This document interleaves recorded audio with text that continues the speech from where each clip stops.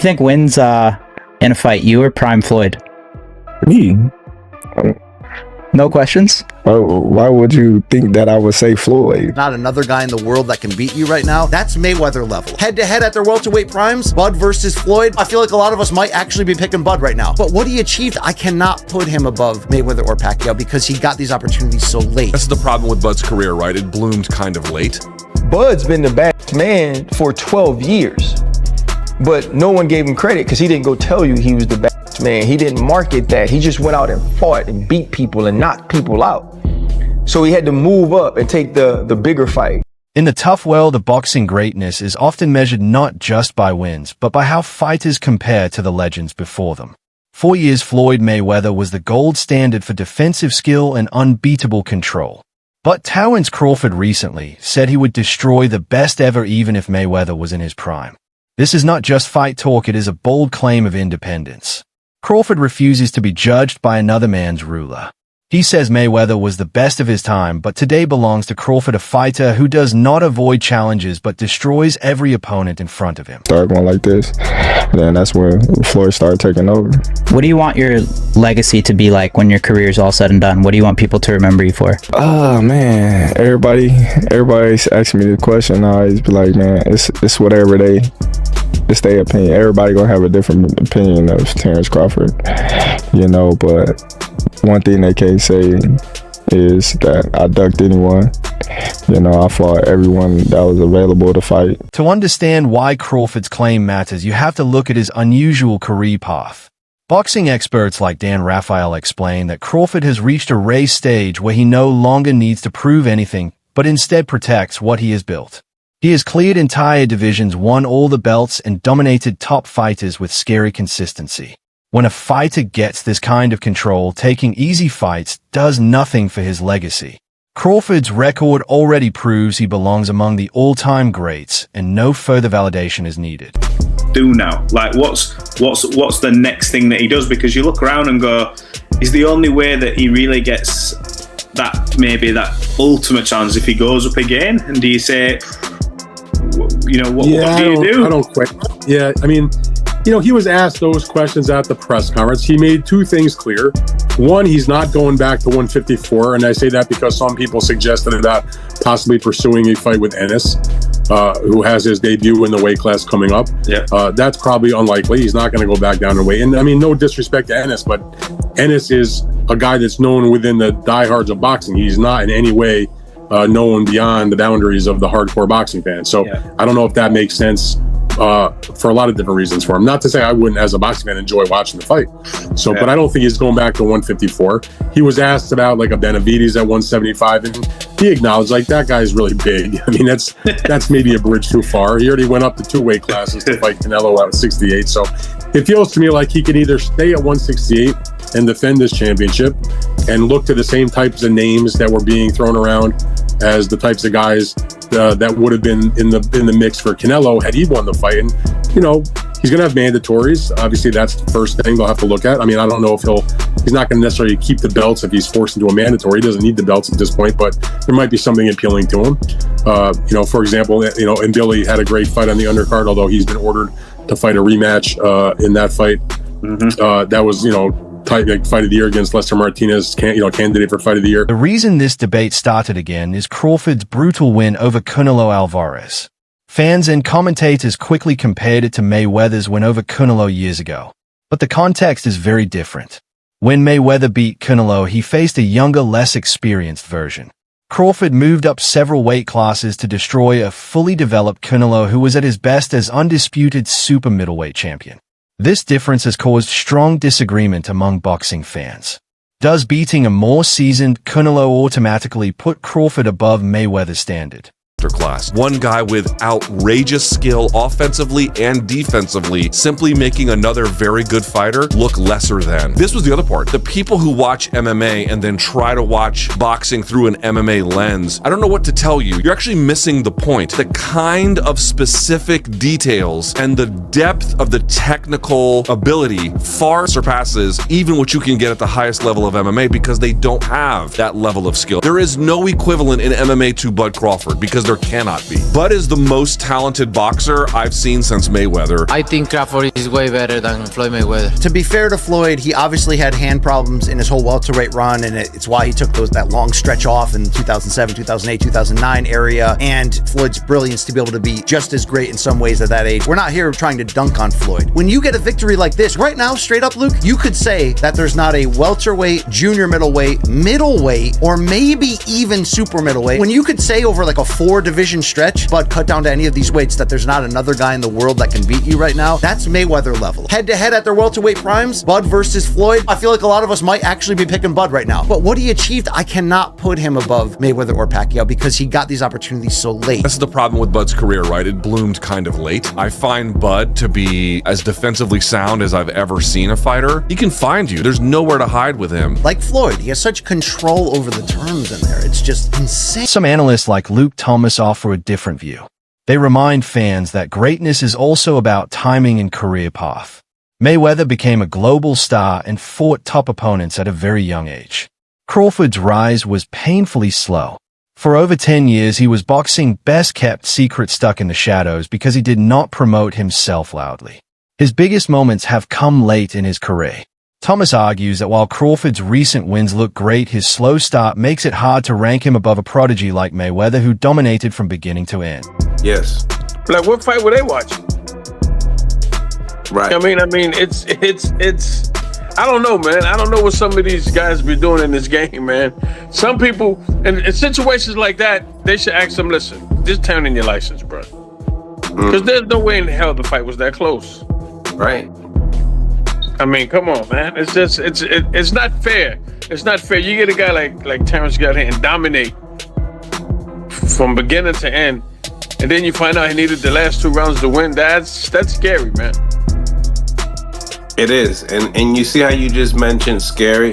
Now, a lot of people are saying, buddy, that type of beating, nah, he's not going to want a rematch. But looking at those gold cards and knowing that, hey, you wasn't too far behind, even though, you know, he did mention that, you know, he's better than Mayweather. But I mean, what's your thoughts? Do you feel like that was such a beating that Canelo wouldn't want a rematch?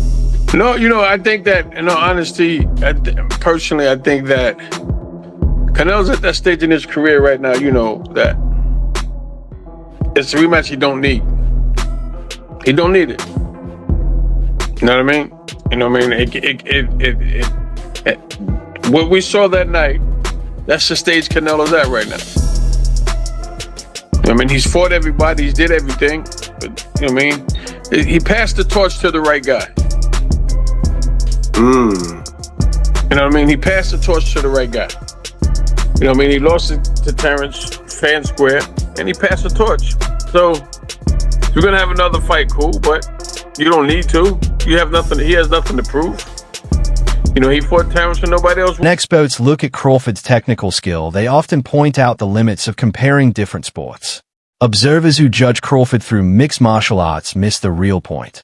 The small movements, the fine details, and the deep skill Crawford shows go far beyond anything in MMA because boxing allows more focused development of those abilities.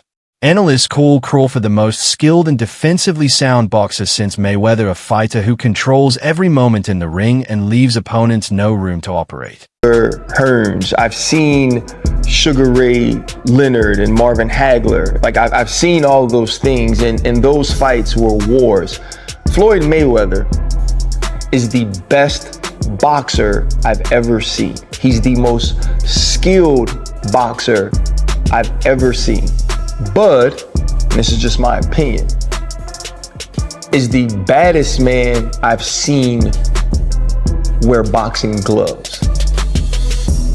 And here's why I say that. RC. Here's why I say that. Bud is extremely skilled, right? Yet not as skilled as Floyd Mayweather. Floyd Mayweather made people look foolish, right? And so if I had to say who's the greatest I've seen, and Bud said it right, the best of an era and the best of an era, it's Floyd. But when I watched Bud against Canelo, there was this extreme skill on display, and there was a level of crazy that's different. There was a level of, and Floyd's extremely tough. Go back to Shane Mosley and the 2 punches he landed early in the fight and the way that he embarrassed him. I'm not saying that Floyd's not tough, Floyd's not a bad man, but there was domination inside that ring we saw this weekend. And there's no fear in him in the way that he's attacked, gaining notoriety. Bud's been the baddest man for 12 years. But no one gave him credit because he didn't go tell you he was the baddest man. He didn't market that. He just went out and fought and beat people and knocked people out. So he had to move up and take the bigger fights and the better fights. And he was... The full force of Crawford's dominance was summed up by legendary trainer Buddy Mutgort after the Canelo fight. Mutgort said Crawford controlled the fight from the first bell and completely shut down Canelo's usual aggressive pace. The win was so clean that a rematch seemed pointless. The gap in skill was obvious to everyone watching. For Canelo, a fighter who has faced everyone and won everything, there is no reason to try for a second fight. He lost fair and square, passed the torch to the right man, and confirmed Crawford as the top predator in boxing. Great he was. Canelo cemented him on what is the two-headed monster that marks the greatest of the 2000s. Floyd Mayweather is on that. And Bud Crawford is right next to him. I don't think we have to pick on who's better. I think they both dominated their eras. When looking at the small but key differences between Crawford and Mayweather, experts often point to mental control. While Crawford is respected for his technical skill and ability to switch stances and adjust during a fight, Mayweather had a deeper kind of mental power. Floyd did not just fight bodies, he got inside his opponents' heads, causing them to lose focus and drop their game plans even before the first punch. This psychological pressure is what many believe truly sets Mayweather apart. Crawford's skill is beyond question, but Mayweather's ability to mentally break elite fighters remains his most dangerous strength. Par with Floyd Mayweather Jr., and you know Floyd Mayweather Jr. doesn't like that.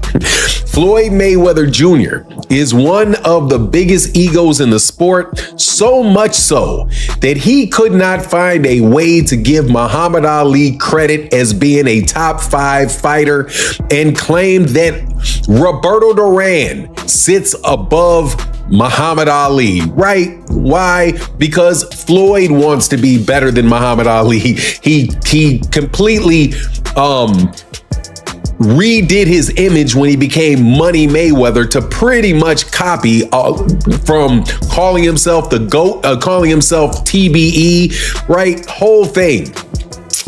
Very disrespectful of Muhammad Ali when he was coming up, when after Floyd Mayweather Jr. wound up being at the top of the sport. So now that Terence Crawford has firmly placed himself at the top of boxing, and not just as the pound for pound fighter, right now, many people are saying, hey, shouldn't he be considered one of the greatest fighters of all time? Isn't this a realistic conversation we can have? So what does that do? That butts Terence Crawford right up against Floyd Mayweather.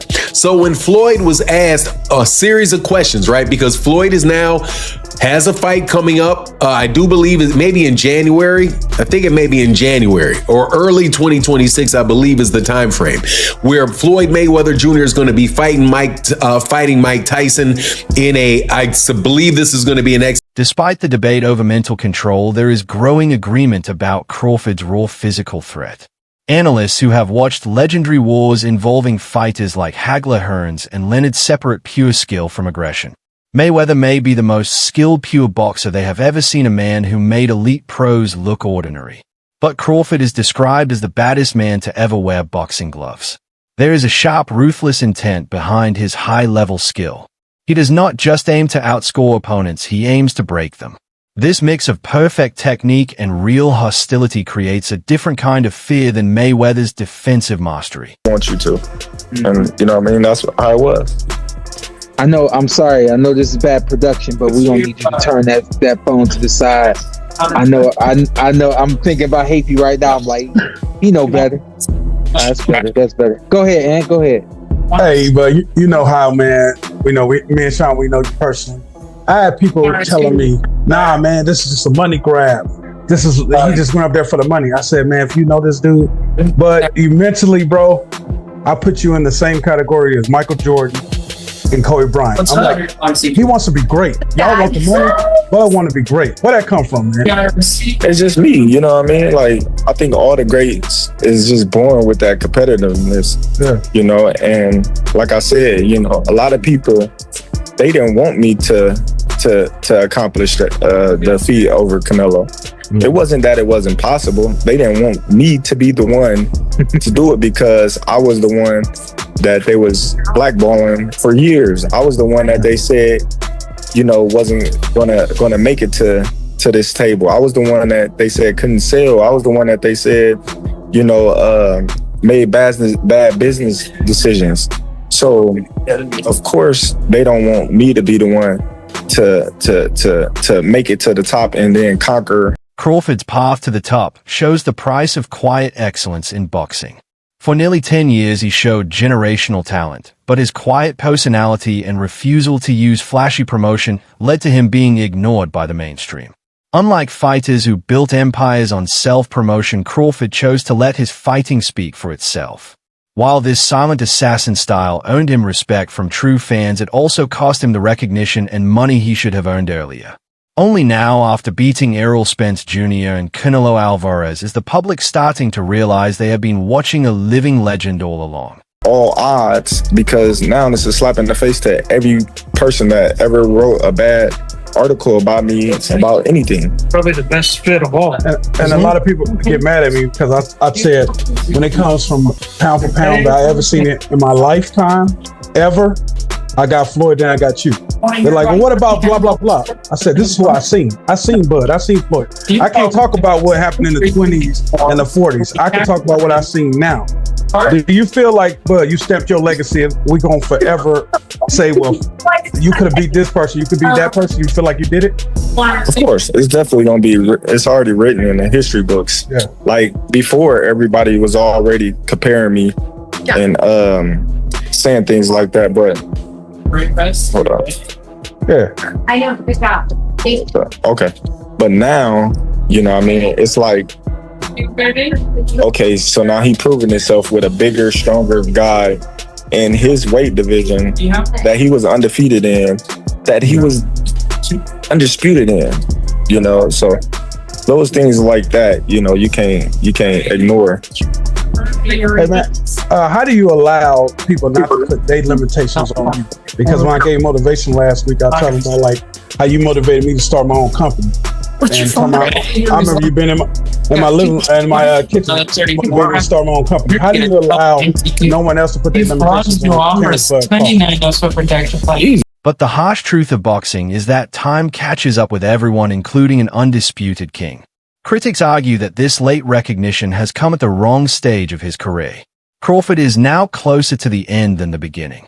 While he keeps adding historic wins to his record, the time left to build a long-lasting mainstream legacy is quickly shrinking. This delayed recognition raises a tough question. How different would Crawford's career look, and how much greater would his legacy be if the boxing world had supported him with strong promotion 10 years earlier?